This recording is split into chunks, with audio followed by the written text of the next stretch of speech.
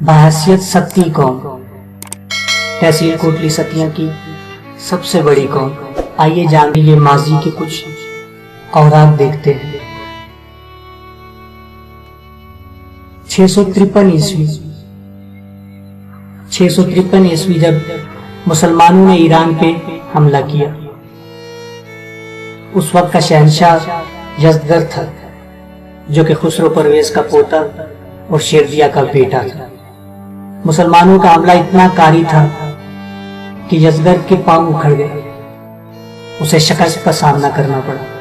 Yazdegerd وہاں سے بھاگ کر مرو کی جانب گیا، مگر مسلمانوں کے لشکر نے اس کا پیچھا کیا تو وہ وہاں سے بھاگ کر بلخ کی طرف چلا گیا، جو کہ ایک عارضی جائے پناہ ثابت ہوئی۔ بلخ سے جان بچانے کے لیے اس نے کسان کے گھر پناہ لی، لیکن کسان نے اسے ہیرے جواہرات کے لالچ میں قتل کر دیا۔ اس طرح ساسانی شہنشاہیت کا آخری سپود بھی دار فانی سے کوچ کر گیا اور ایک عظیم سلطنت کا اختتام ہوا۔ گستاسب جو کہ یزدگرد کا بھتیجا تھا، اپنے چچا کی شکست اور خاندان کا زوال دونوں سے مایوس ہو کر اپنی بیوی کو ساتھ لیے قازقستان کے پہاڑوں کی طرف بھاگ گیا۔ اسی دوپوشی کی حالت میں اس کے گھر ایک بیٹا پیدا ہوا جس کا نام فیروز خان رکھا گیا۔ جب فیروز خان جوان ہوئے تو ان کی شادی ایک ترک قبائل کی لڑکی سے کر دی گئی۔ اس طرح یہ شاہی خاندان ہمیشہ کے لیے ترک سماج کا حصہ بن گیا۔ راوی کہتا ہے کہ آل گستاسب کی اولاد تقریباً 300 سال تک قازقستان کے پہاڑوں میں گمنام زندگی گزارتی رہی۔ پھر فیروز کی اولاد میں ایک شخص بہرام خان پیدا ہوا۔ 998 عیسوی میں جب سبکتین کے بیٹوں میں اقتدار کی جنگ چھڑی تو بہرام خان اپنے ساتھیوں سمیت سلطان محمود غزنوی کی فوج میں شامل ہو گیا۔ سلطان محمود غزنوی نے غزنی پہ کامیاب حملہ کیا، اقتدار سنبھالا۔ جب امن و امان کی فضا قائم ہو گئی تو بہرام خان اپنے خاندان کو لے کر قازقستان سے غزنی چلے گئے۔ بہرام خان کی اولاد تقریباً 400 سال تک غزنی میں مقیم رہی۔ بہرام خان کی اولاد میں سے ہی ایک شخص طاہر خان پیدا ہوا جسے بعد میں امیر طاہر خان کے نام سے جانا گیا۔ طاہر خان اپنی بیوی کو لے کے غزنی سے ہندوستان چلے گئے۔ اس وقت ہندوستان کے سلطان محمد تغلق تھے۔ طاہر خان سلطان محمد تغلق کے دربار میں پیش ہوئے تو سلطان محمد تغلق نے ان کو اپنے خاص ترک محافظ دستے کا سربراہ مقرر کیا، جہاں سے ان کا لقب امیر طاہر خان مشہور ہوا۔ ہندوستان میں ہی امیر طاہر خان کے ہاں بیٹا پیدا ہوا جس کا نام عالم خان رکھا گیا۔ بعض کتابوں میں انہیں شاہ عالم خان کے نام سے جانا جاتا ہے۔ عالم خان نے اپنی بنیادی تعلیم و تربیت شاہی محل میں حاصل کی۔ جب جوان ہوئے تو ان کی شادی ایک ایرانی سردار کی بیٹی سدرا بانو سے کر دی گئی۔ امیر طاہر خان کی موت کے بعد شاہ عالم خان کو باپ کے منصب پہ ترقی دے دی گئی۔ یہ فیروز شاہ تغلق کا دور تھا۔ فیروز شاہ تغلق نے 1351 عیسوی سے 1388 تک ہندوستان پہ حکومت کی۔ اسی کے دور میں کشمیر کے والی شہاب الدین نے بغاوت کی۔ شہاب الدین کی بغاوت کے نتیجے میں اس نے پنجاب پر حملہ کیا اور شمالی علاقہ جات نے کئی علاقوں پہ اپنا قبضہ جما لیا۔ فیروز شاہ نے شہاب الدین سے کئی جنگی مار کے لڑے، لیکن کوئی خاطر خواہ نتاج حاصل نہ ہو سکا، اور اس کے برعکس شہاب الدین خطہ پٹھوار میں کبھی امن و امان قائم نہ کر سکا، اور اس کی ناکامی کا باعث یہاں کا آپراجی دور تھا۔ 1378 میں جب شہاب الدین کا انتقال ہوا تو اس کا بیٹا قطب الدین کشمیر کا حکمران بنا۔ قطب الدین کے حکمران بنتے ہی فیروز شاہ اور قطب الدین کے درمیان خیر سگالی کے وفود کا تبادلہ شروع ہوا۔ اسی سلسلے کی کڑی میں ایک قافلہ ہندوستان سے 1380 عیسوی کے موسم بہار میں کشمیر آیا، جس میں شاہی امراء اور وزراء اپنی بیگمات کے ساتھ شامل تھے۔ قافلے کے حفاظتی دستے کا کام عالم خان کے ہاتھ میں تھا، جو کہ اپنی بیگم محترمہ سدرا بانو کے ساتھ رکھتے سفر تھے۔ کشمیر میں چند ماہ قیام کے بعد یہ قافلہ دریائے جیلم کے مغربی کنارے کے ساتھ ساتھ دلی کو روانہ ہوا۔ معتبر روایت ہے کہ جب قافلہ مدوش نامی، جو کہ موضع تھون کے مشرق میں تقریباً 2 کلومیٹر کے فاصلے پر دریائے جیلم کے کنارے ایک چھوٹی سی بستی تھی، جب قافلہ وہاں پہنچا تو امیر قافلہ نے اس مقام کو محفوظ سمجھتے ہوئے شب بسری کا فیصلہ کیا۔ آدھی رات کو مقامی قزاقوں نے قافلے پہ شب و خون مارا اور تھکے ماندے انسانوں کا بے دردی سے قتل کر دیا۔ مال و متاع لوٹنے کے بعد خیموں کو نظر آتش کر دیا گیا۔ کچھ لوگ جان بچا کر بھاگنے میں کامیاب ہوئے، اور ان بچ جانے والوں میں عالم خان کی بیوی سدرا بانو بھی تھی۔ افراتفری کے عالم میں سدرا بانو اس انجان راستے پر نکل بھاگی جس پر موجودہ تھون کی بستی آباد ہے۔ عالم خان کا کیا بنا؟ کیونکہ اگر وہ اس شب خون سے بھاگ نکلنے میں کامیاب ہو جاتے تو کبھی نہ کبھی اپنی بیگم کی تلاش میں جائے وقوع پر ضرور آتے، مگر ایسا کبھی نہ ہو سکا۔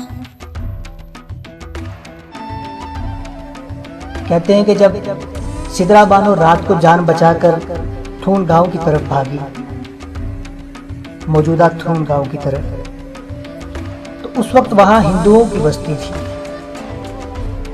ایک رنی نامی خاندان وہاں آباد تھا، اور اس خاندان کا سردار یعنی مکھیا گوکل رام تھا، گوکل رام المعروف پنڈت رنی رام۔ جب سدرا بانو پنڈت رنی رام کے گھر پہنچی تو اسے اپنی داستان غم سنائی، اپنے حالات کے بارے میں آگاہی دی، تو پنڈت رنی رام کا دل پسیج گیا۔ کہتے ہیں وہ بہت نیک دل اور تنیت قسم کا آدمی تھا۔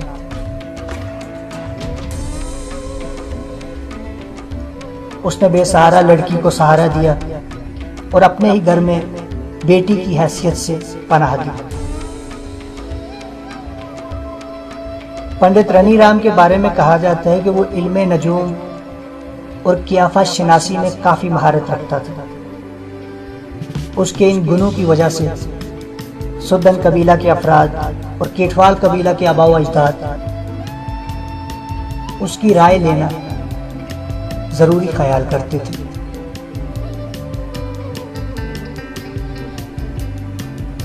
سدرا بانو کو پنڈت رنی رام کے گھر مکمل تحفظ حاصل تھا، ہر سہولت ان کو میسر تھی، لیکن ایک غم، ایک دل کی کسک انہیں بے چین کر دیتی، اور یہی کسک انہیں کئی دفعہ مقدوش نامی اس مقام تک لے گئی جہاں پہ آخری دفعہ وہ اپنوں سے بچھڑی تھی۔ وہ ہمیشہ اس آس پر جاتی تھی وہاں کہ شاید کوئی اپنا مل جائے، شاید کوئی کسی اپنے کی خبر دے دے، مگر ایسا کچھ بھی نہ ہوا، کیونکہ قدرت نے کچھ اور لکھا تھا۔ کہتے ہیں پنڈت رنی رام نے سدرا بانو سے یہ وعدہ بھی کیا تھا کہ حالات کے سازگار ہوتے ہی وہ کشمیر اور دہلی سے رابطہ کرے گا، اگر حالات موافق ہوئے تو وہ ان کو فوری روانہ کر دے گا۔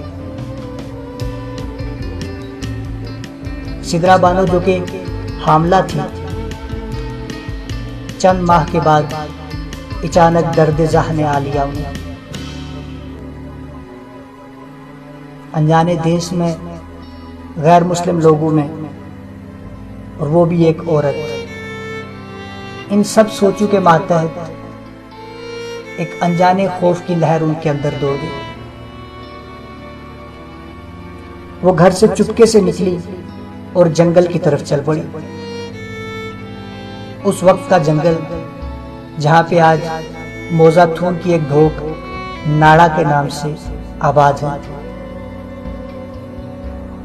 کہتے ہیں کہ وہاں ایک غار میں سدرا بانو نے پناہ لی اور نہایت خاموشی سے اس عظیم بچے کو جنم دے دیا۔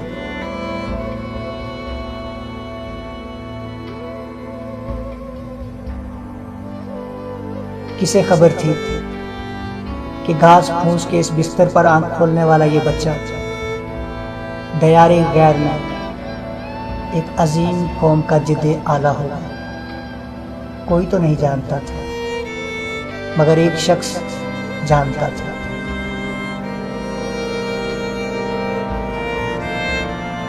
شام کا وقت تھا۔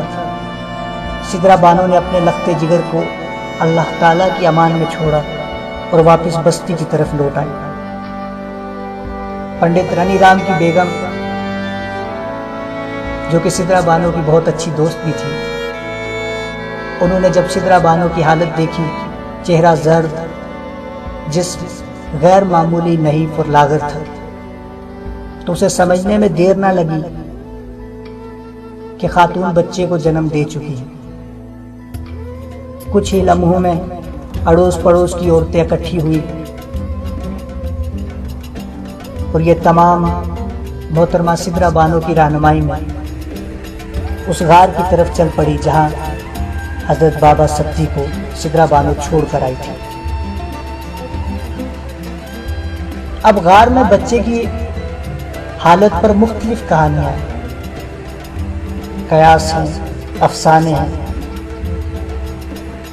کچھ روایات میں لکھا ہے کہ جب عورتیں غار کے منہ پہ پہنچی تو وہاں ایک شیر کھڑا پہرا دے رہا تھا۔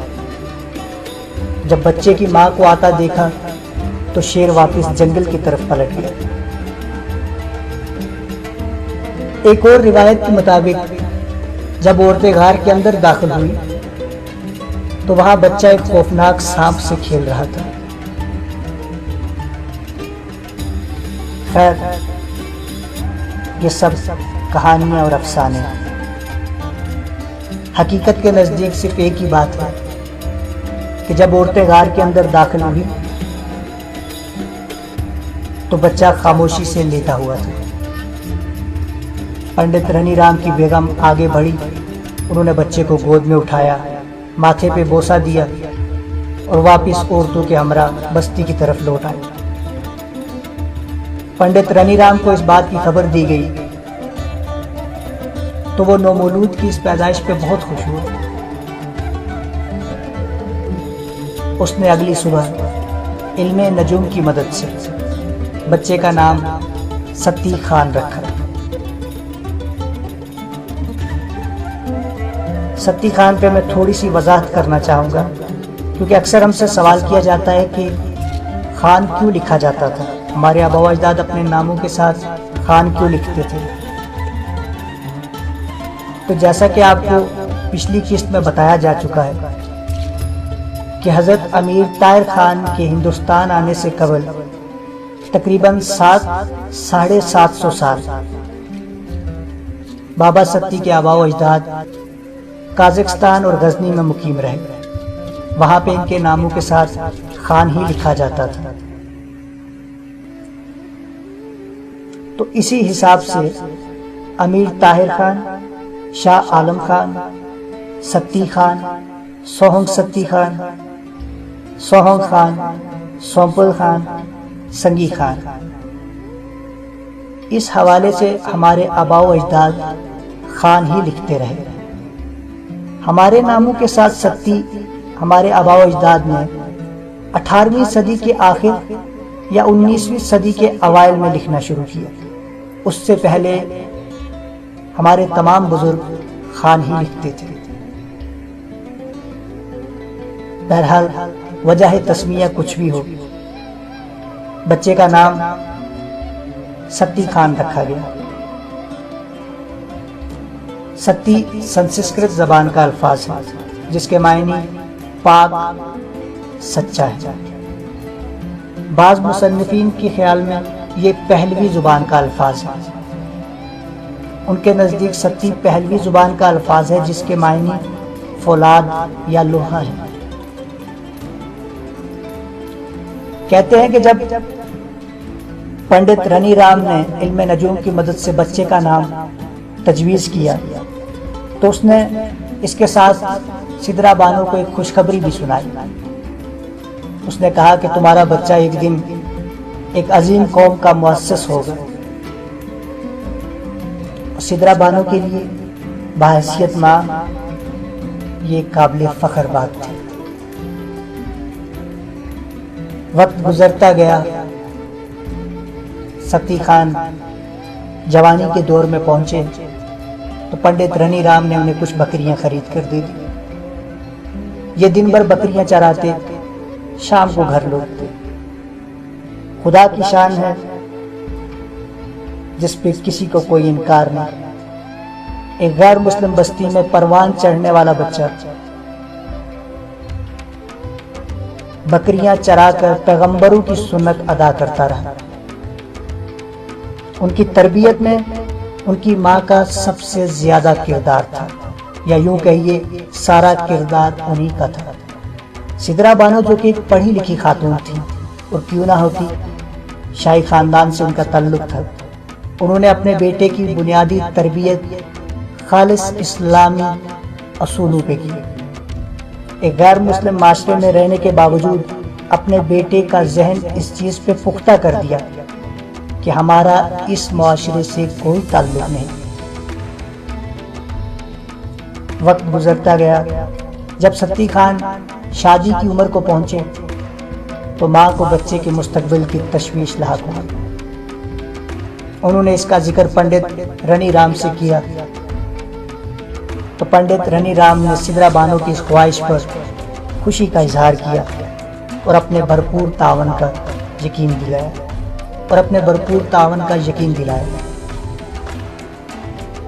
پنڈت رنی رام نے کافی سوچ بچار کے بعد یہ فیصلہ کیا کہ چونترا گاؤں کے سردار بورسی، اس وقت جو چونترا گاؤں تھا وہ آج کا موزہ برہد ہے۔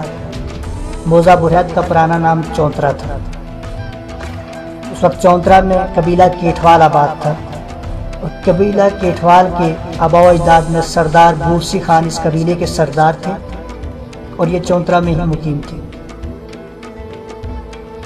کہتے ہیں کہ پنڈت رنی رام نے سدرا بانو سے مشورہ کیا اور سردار بورسی کی بیٹی کے بارے میں بتایا۔ پنڈت رنی رام جانتا تھا کہ دیار غیر میں ایک اجنبی بچے کو پھلنے پھولنے کے لیے با اثر اور مقتدر گھرانے کی ضرورت ہے، اور اس وقت کے حساب سے اور مسلمان ہونے کی حیثیت سے قبیلہ کیٹھوال کے سردار بورسی ان دونوں شرائط پہ پورے اترتے تھے۔ سردار بورسی کے ہاں نرینہ کوئی اولاد نہ تھی، ان کی صرف ایک ہی بیٹی تھی جن کا نام سلالہ بیگم تھا۔ کہتے ہیں کہ قبیلہ کیٹھوال کے آباء و اجداد کو اپنے خالص خون پہ بڑا ناز تھا۔ ان میں دیگر قبائل کے ساتھ رشتے ناطے کرنے کا قطعاً رواج نہ تھا، لہذا پنڈت کے لیے یہ بڑا کٹھن کام تھا کہ وہ ایک ایسے نوجوان کے لیے سردار قبیلہ کی بیٹی کا رشتہ حاصل کر سکے جو اپنے خاندان سے کٹ کر ہندو سماج میں پل کر جوان ہوا ہو، مگر پنڈت پر امید تھا کہ وہ اسلام کے حوالے سے مسلمان نوجوان کو مسلم سماج میں لوٹانے میں کامیاب ہو جائے گا۔ کہتے ہیں کئی برسوں کی کوشش کے بعد پنڈت نے سردار بورسی اور اس کے اہل خاندان کو رشتہ قائم کرنے پر آمادہ کر لیا، مگر یہ شرط عائد کر دی گئی کہ ستی خان کے حسب و نسب کا مستند ثبوت پیش کیا جائے۔ اس مقصد کے لیے طے ہوا کہ سردار بورسی کا ایک آدمی پنڈت کے ہمراہ دہلی یا کشمیر جائے اور ستی خان کے والد عالم خان کے خاندانی حالات معلوم کر سکے۔ یہ دونوں دہلی تو نہ جا سکے کیونکہ دہلی جانے کے تمام راستے معطل تھے اور ان کے راستوں پر سفر کرنا سخت خطرناک تھا۔ اس لیے دونوں آدمی کشمیر کے لیے روانہ ہو گئے۔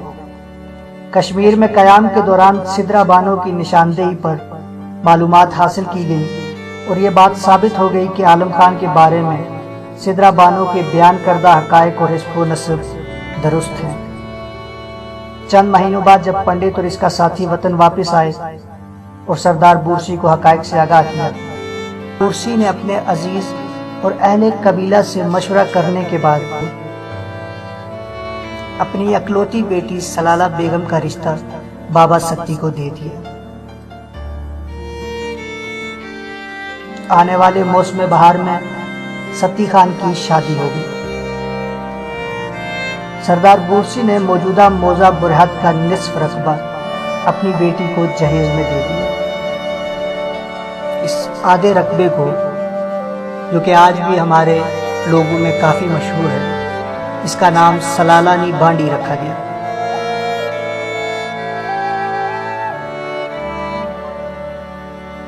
کہتے ہیں شادی کے فوراً بعد ستی خان اپنی بیوی اور ماں کے ساتھ غیر مسلم بستی سے مسلم بستی میں منتقل ہو گئے۔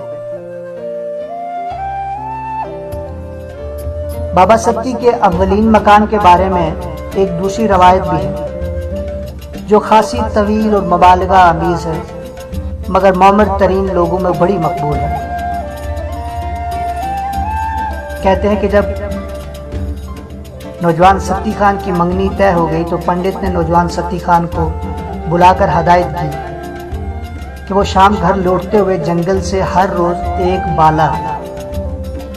بالا لکڑی کے شاہتیر کو کہتے ہیں، جو عموماً گاؤں کے کچے گھروں میں استعمال کیا جاتا ہے۔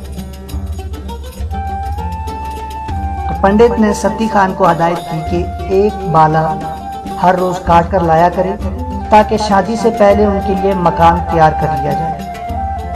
پنڈت نے مکان کے لیے دیوان ستی کے ساتھ والی جگہ منتخب کی۔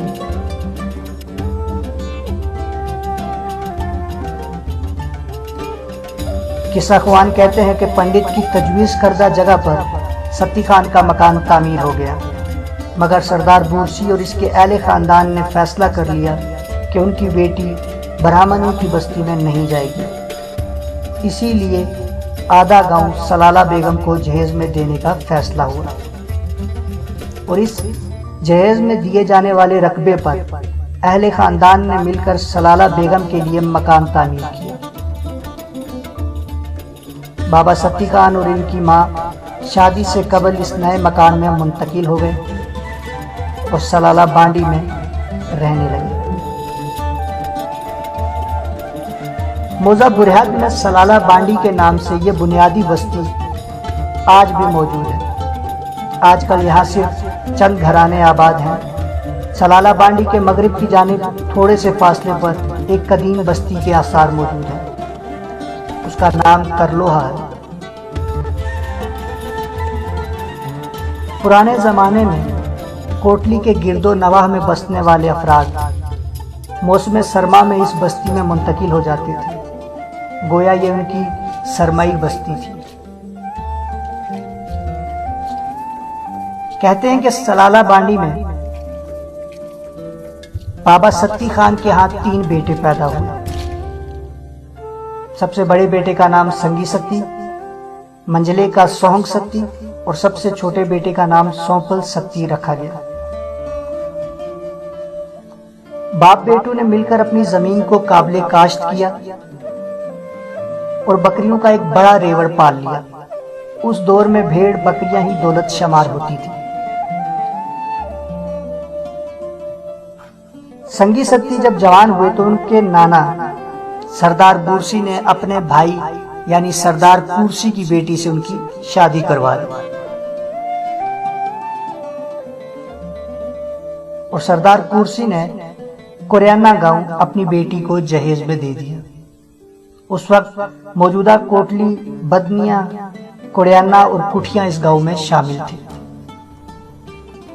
2 سال بعد سنگی ستی کے ہاں ایک بیٹا پیدا ہوا جس کا نام دادا اور نانا نے مومن ستی رکھا۔ کہتے ہیں اسی سال سنگی ستی کسی حادثے کا شکار ہو کر فوت ہو گئے۔ قبیلہ کیٹوال کے آباء و اجداد میں قدیم دور سے یہ رسم چلی آ رہی تھی کہ جس عورت کی نرینہ اولاد موجود ہو وہ بیوہ ہونے کی صورت میں دوسری شادی نہیں کر سکتی۔ اس رواج کے مطابق مومن ستی کی والدہ نے بھی دوسری شادی نہ کی اور اپنے اکلوتے بیٹے کی پرورش میں مصروف ہو گئی۔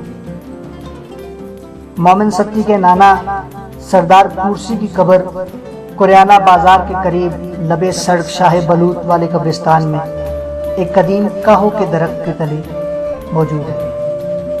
ایک روایت کے مطابق سردار بورسی کی قبر بھی اسی قبرستان میں ہے، جبکہ دوسری روایت کے مطابق سردار بورسی کی قبر دیگر دو بھائیوں کے ساتھ موزہ برہاد میں چونترا کے قبرستان میں ہے۔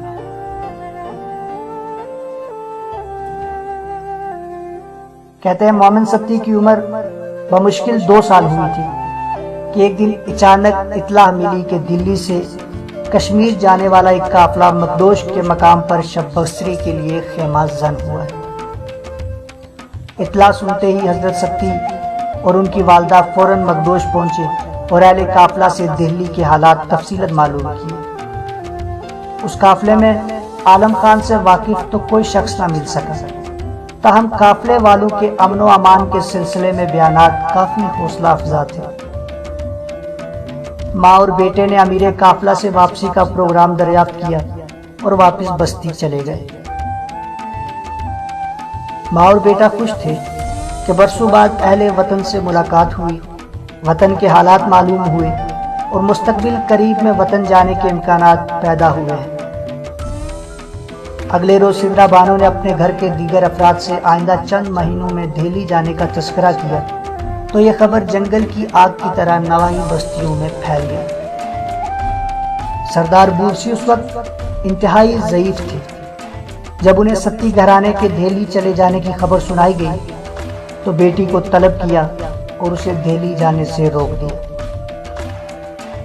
جب سلالہ بیگم کی روانگی میں رکاوٹ پیدا ہوئی تو اہل خانہ کو مجبوراً یہ فیصلہ کرنا پڑا کہ سلالہ بیگم، ان کا چھوٹا بیٹا سونپل ستی اور پوتا مومن ستی، جن کی ماں سردار بورسی کی بیٹی تھی، یہ لوگ سردار بورسی کے پاس رہ جائیں گے، جبکہ حضرت ستی، ان کا منجلا بیٹا سوہنگ ستی اور والدہ سدرا بانو کشمیر سے دہلی واپس لوٹنے والے قافلے کے ساتھ دہلی جائیں گے۔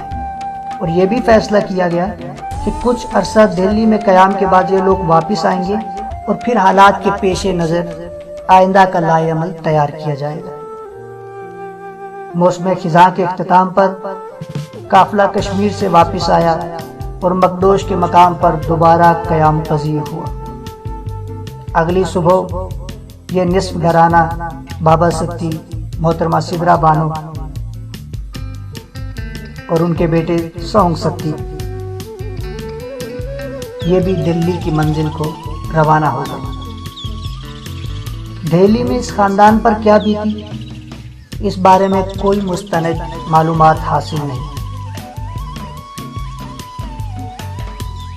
سنی سنائی بات ہے کہ دہلی کے مضافات میں ستی قبیلہ کے افراد آباد ہیں اور یہ لوگ سوہنگ ستی کی اولاد میں سے ہیں اور اپنا سلسلہ نسب مغل چغتائیوں سے ملاتے ہیں۔ اور یہ بھی روایت ہے کہ سوہنگ ستی کی اولاد میں سے کچھ خاندان اپنے اصل وطن قازقستان واپس چلے گئے اور آج کل ستی نام کا ایک قبیلہ وہاں آباد ہے۔ ستی قبیلے کے ایک قازقستان میں موجودگی کی تصدیق 1960 کے ایک شمارے تلو نامی سے ہوتی ہے جو سویٹ سفارت خانہ کراچی سے شائع کرتا تھا۔ اس شمارے کے مطابق قازقستان میں ستی قبیلہ کے نام سے ایک مسلمان قومیت آباد ہے جس کی آبادی تقریباً 30,000 ہے۔ الحاج محمد اسماعیل مخدوم ستی اس مسلمان قومیت کے سردار اور سیاسی رہنما تھے۔ مرحوم ازبکستان قازقستان مذہبی امور کے بورڈ کے وائس چیئرمین بھی تھے اور تا دم مرگ اس عہدہ پر فائز رہے۔ راکن جو کہ تاریخ ستیاں، ستی سماج، ان کتابوں کے مصنف ہیں، سبیر ستی صاحب، انہوں نے سوویت سفارت خانے کے ذریعے مرحوم سے رابطہ قائم کیا اور اپنے قبیلے کے بارے میں تفصیلی معلومات فراہم کرنے کا وعدہ بھی لیا، مگر ایفائے عہد سے قبل ہی وہ چل بسے اور مصنف کا رابطہ ٹوٹ گیا۔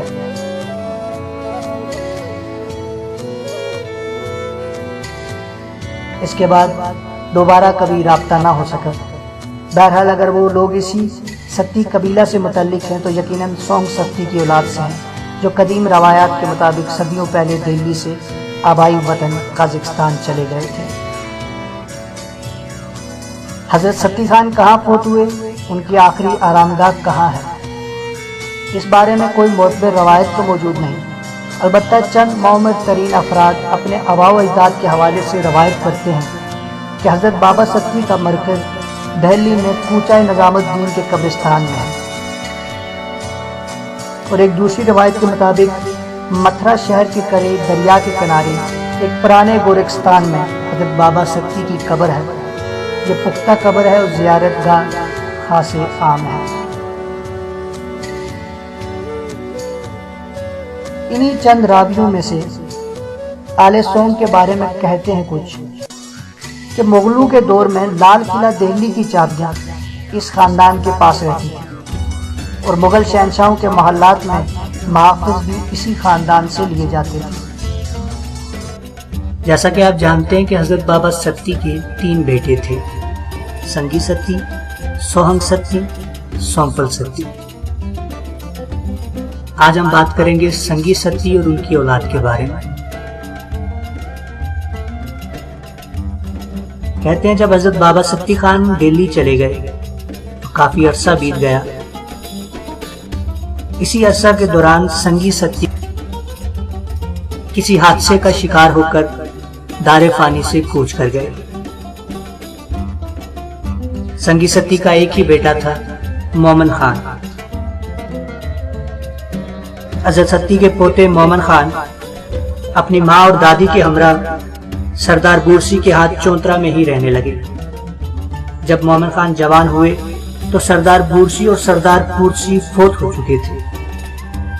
چونکہ یہ دونوں سردار اولاد نرینہ سے محروم تھے، اس لیے ان کی وفات کے بعد ان کے اکثر رقبہ جات حضرت ستی خان کی اولاد کے زیر قبضہ آ گئے۔ سلالہ بیگم نے اپنی زندگی میں ہی اپنے زیر تسلط علاقے اپنی اولاد میں تقسیم کر دیے تھے۔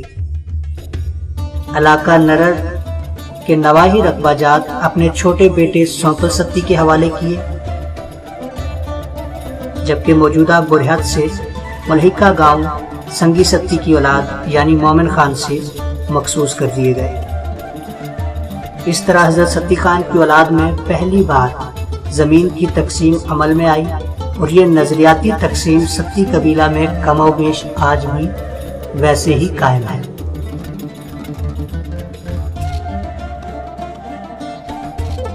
مومن خان کا ایک ہی بیٹا تھا جن کا نام تھری خان رکھا گیا۔ تھری خان کے ہاں 2 بیٹے اور 1 بیٹی پیدا ہوئی۔ بیٹوں کا نام کل خان اور رل خان تھا، جبکہ بیٹی کا نام سیدو جان تھا۔ کل خان کے 3 بیٹے تھے، نروز خان، تقی خان، قائم خان، جبکہ رل خان کے 3 بیٹے تھے، منگڑا خان، ککا خان، بھٹا خان۔ رل خان کے 3 بیٹوں کے نام پر 3 خانوادے وجود میں آئے، جو کہ آج بھی ایک بڑی حیثیت رکھتے ہیں۔ یہ تینوں بھائی جداگانہ اور امتیازی خصوصیات کے مالک تھے۔ مشہور عام روایت ہے کہ منگڑا خان بزلہ سنجی میں مشہور تھے۔ فطرتاً خوش طبع اور ہنسمکھ انسان تھے، مگر گفتگو میں اکثر مبالغہ سے کام لیتے تھے۔ وہ باتیں زیادہ اور کام کم کرتے تھے۔ ککا خان گفتار کے رستم تھے۔ وہ بات کو تولنے اور بولنے کے فن میں فطری مہارت رکھتے تھے۔ ان کی ہوشمندی اور معاملہ فہمی قابل اعتبار اور حاضر جوابی قابل قدر تھی۔ جرگو اور مشاورت میں ان کی رائے خاصی مؤثر تھی۔ بھٹا خان खामोश तबा और संजीदा मिजाज इंसान थे। फितरतन शरीफ और खिदमतगार थे। कहते हैं कि वो बहुत बड़े मेहमान नवाज थे। जो भी उनके घर जाता उसे खुश आमदेद कहते और खूब खातर मदारत करते अपनी इस्तिताअत के मुताबिक।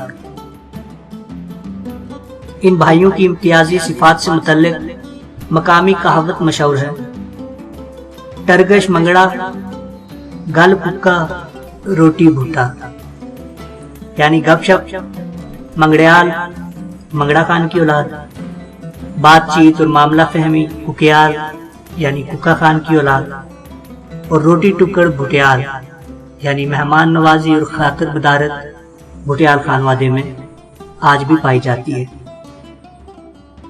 ये तीनों खुसूसियात इम्तियाजी तौर पर तीनों खानवादों में आज भी वैसे ही कायम है। आले मंगड़ा में गपशप और मबालगा आराई आम है, मगर मौका व महल की अहमियत और अफादियत भी अच्छी तरह जानते हैं। कुका खान की औलाद में मसाइल और तनाज़ात को समझने और बतरीके एहसन हल करने का मलका मौजूद है। भुटियाल शाख में मेहमान नवाजी महज एक कहावत नहीं बल्कि हकीकत रूप में मौजूद है। भुटियाल घरानों की खातिर मदारत और मेहमान नवाजी की मिसाल आज भी दी जाती है। कहते हैं रल खान के इन तीनों बेटों के बारे में मोमिर तरीन लोगों में एक किस्सा मशहूर है।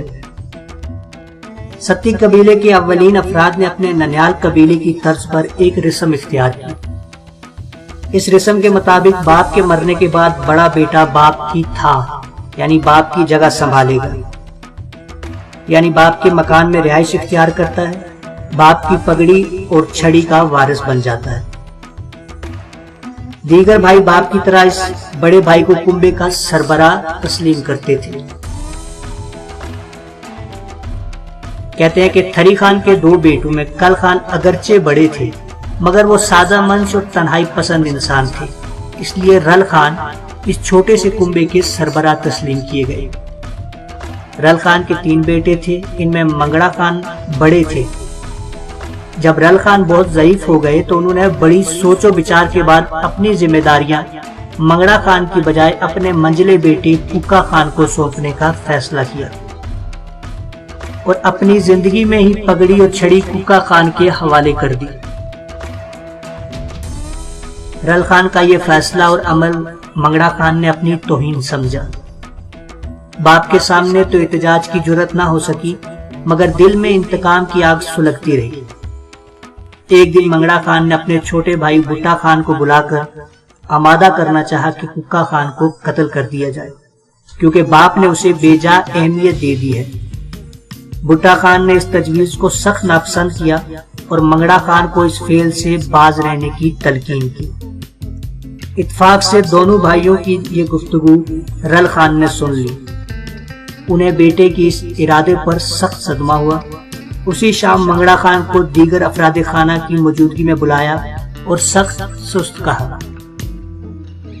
यह भी रवायत है कि रल खान ने बड़े दुख के साथ मंगड़ा खान को आगाह किया कि जिस शोहरत और तमह की खातिर तुम अपने भाई को नाहक कत्ल करने का इरादा रखते हो, अब अच्छी तरह जान लो कि 3 पुश्तों तक तुम्हारी औलाद गुमनाम रहेगी।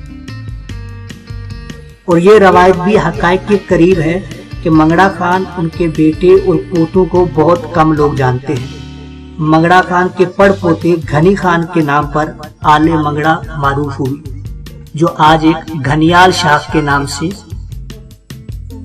हमारे लोगों में एक मकबूल खानवादा है। कहते हैं रल खान जब फोत हुए तो उन्हें अपनी बस्ती के करीब दफन किया गया। उनकी आखिरी आरामगाह कोहटी बाजार के अकब में जामिया मस्जिद से मुतसिल है। काहो के बड़े दरख्त के नीचे मकामे कब्र पर एक चौक बना हुआ है। थरी खान की कब्र भी इसी कब्रिस्तान में मौजूद बयान की जाती है। कल खान की कब्र के बारे में वसूख से कुछ नहीं कहा जा सकता कि वो किस मकाम पर है। ताहम एक रवायत के मुताबिक उनकी कब्र बागे नोश चफारा के कदीम कब्रिस्तान में है। इस कब्रिस्तान के आसार अब मिट चुके हैं। दूसरी रवायत के मुताबिक इनका मरकज मोजा बुरहाद में बाग के मकाम पर है। इन 2 रवायतों के अलावा ये भी मुमकिन है कि उनकी आखिरी आरामगाह اپنے بھائی رل خان کے ساتھ ہی ہوئی۔ رل خان کی وفات کے بعد کوکا خان نے باپ کی ہدایت کے مطابق پگڑی اور چھڑی سنبھال لی۔ کہتے ہیں کہ منگڑا خان نے اسے اپنی توہین سمجھتے ہوئے اپنے بھائیوں سے علیحدگی اختیار کر لی اور موضع بھتیا میں جا کر آباد ہو گئے۔ منگڑا خان کی قبر موضع بھتیا میں دیوان کے قبرستان میں ہے۔ باپ کی تقسیم جائیداد کے مطابق کوکا خان موضع بریاد اور بوٹا خان کوٹلی چلے آئے۔ کوکا خان کی قبر بریاد میں چونترا قبرستان میں ہے، جبکہ بھٹا خان کی قبر کوٹلی میں ہی قبرستان دادا احمد کے نام سے مشہور قبرستان میں موجود ہے۔ سنگی سکتی کا صرف ایک بیٹا تھا، مومن خان، اور مومن خان کا آگے ایک بیٹا تھا تھری خان۔ تھری خان کی شادی بھی کیٹوال قبیلہ سے ہوئی تھی۔ ان کی اولاد میں 2 بیٹے اور 1 بیٹی تھی۔ بیٹوں کے نام رل اور کل خان تھے، جبکہ بیٹی کا نام سیدو جان تھا۔ یہ تینوں بہن بھائی بڑے بہادر اور شاہزور تھے۔ جب یہ تینوں جوان ہوئے تو تھری خان اپنے چھوٹے سے کنبے کے ساتھ موجودہ بریاد گاؤں سے موجودہ کوہٹی میں منتقل ہو گئے۔ مشہور روایت ہے کہ ان دنوں یہ خطہ گکھڑوں کی عملداری میں تھا۔ گکھڑ حاکم فروالا کے قلعے میں رہتا تھا۔ حاکم فروالا کی طرف سے نڑائی یعنی نرر پنجار اور پہار وادی لیکرار کے علاقوں پر ایک دفعہ راجہ نرور یا نرور نام کا کوئی گکھڑ سردار کامدار مقرر کیا گیا۔ یہ شخص بڑا دانشمند اور دلیر تھا۔ اس نے اپنے ماتحت علاقوں پر کڑی نگرانی رکھنے کی خاطر اپنے علاقہ ہی میں مستقل رہنے کا فیصلہ کیا۔ اس مقصد کے لیے اس نے ماروان کے مقام پر ایک چھوٹا سا قلعہ تعمیر کرنے کا منصوبہ بنایا۔ اس دور میں اس خطے میں آبادی بہت کم تھی، مجوزہ قلعے کی تعمیر کے لیے کافی افرادی قوت کی ضرورت تھی۔ اس غرض کے لیے دور دراز بستیوں سے مردوں اور عورتوں کو بیگار میں پکڑ کر ماروان لایا گیا۔ رل خان، کل خان اور ان کی بہن سیدو جان اور آلے سونپل میں سے گھیگو خان اور ان کے بیٹے نتھا خان ان بیگاریوں میں شامل تھے۔ داستان کو سناتے ہیں کہ اس قلعے کا تعمیراتی سامان یعنی پتھر، گارا اور دیگر سامان دریائے جہلم کے قریب سے لایا گیا۔ قلعے کی تعمیر میں مجبور لوگوں نے بڑی محنت اور جانفشانی سے کام کیا۔ راجہ نرول خان نے خوش ہو کر ان بیگاریوں کو قلیل مقدار میں اجرت بھی دینی شروع کر دی۔ کہتے ہیں کہ سیدو جان نے اتنی جانفشانی سے کام کیا کہ راجہ نرول نے ان کی اجرت دگنا کر دی، یعنی یہ معاوضہ دونوں بھائیوں کے معاوضے کے برابر ہو گیا۔ ستی قبیلے میں اس واقعے کے بارے میں آج بھی ایک کہاوت مشہور ہے کہ اد کل تے رل اد سیدو کلی، ترجمہ یعنی نصف کل رل خان کا اور نصف سیدو اکیلی کا۔ قصہ گو انہی دنوں کا ایک مشہور واقعہ سناتے ہیں کہ بیگار میں کام کرنے والوں میں جسکمت قبیلہ، جو کہ اس وقت موجودہ کوہٹا میں آباد تھا، یہ قبیلہ جسکمت قبیلے کا ایک پہلوان بھی شامل تھا۔ اس پہلوان نے تمام قبائل کے جوانوں کو کشتی کے مقابلے کا چیلنج کر دیا۔ دن، ہفتے اور مہینے گزر گئے، کسی نے بھی اس چیلنج کو قبول کرنے کی جرت نہ کی۔ یہ پہلوان بیگار کیمپ میں دندناتا اور للکارے جا رہا تھا، مگر ہر طرف خاموشی تھی، جیسے سب جوان مردوں کو سانپ سونگ گیا۔